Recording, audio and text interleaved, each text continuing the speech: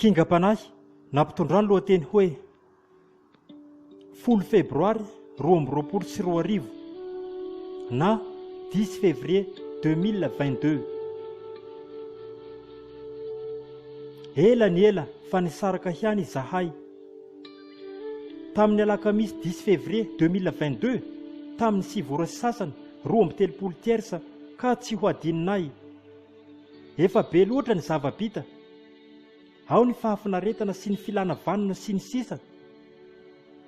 Fitiavana fandanim-potoana fotsiny fa tsy nasiana tanjona. Ka taty aoriana vao hita fa tsy mamely sy tsy nifandanja. Misy famantarana ihany kay ny olona iray rehefa nanana hiahy. Noho izany dia nanomboka teo ny faranana amin'izay.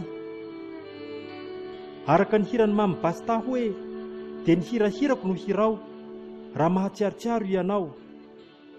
Fa ilay fitiavako avelao satria mety tsy hahasambatra anao.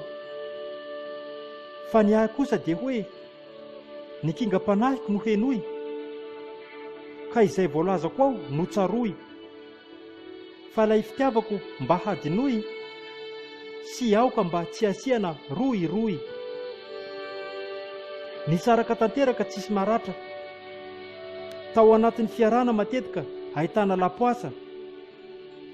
Koa dia izay ny fetra farany sy tsisy arakaraka.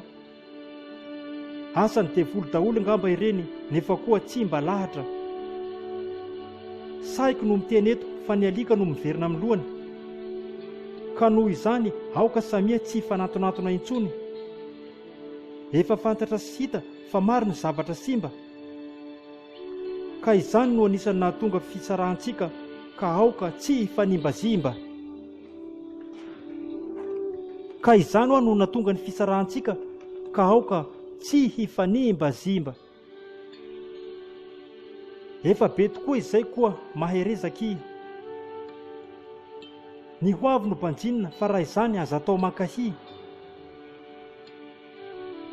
Hatratia ne mba tratrany toy izany, fa ny azo atao fotsiny dia mampiasa herin-tsaina ihany. Vehivavy tanteraka ianao ary izaho dia lehilahy. Ny fisarana toy izany tsisy atao mampanahy,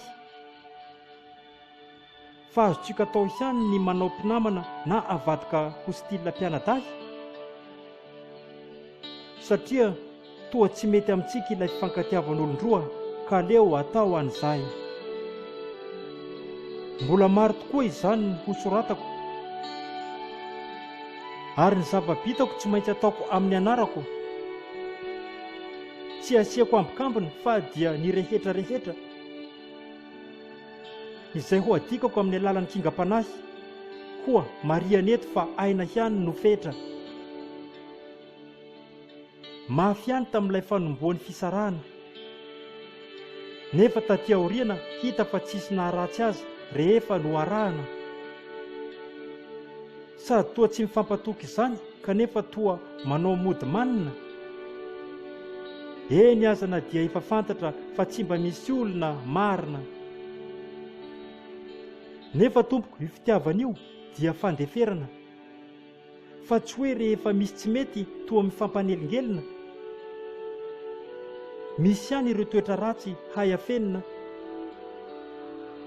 Ka dia toa lafatra be iry izany sy mahajambenina. Izany reny tranga efa nisy ry mpihaino isanisany. Talohany daty voalaza io mankany sy tsy nahitana fifampitokisana. Sady io koa ne rehefa misy tsy azoazo ry zareo.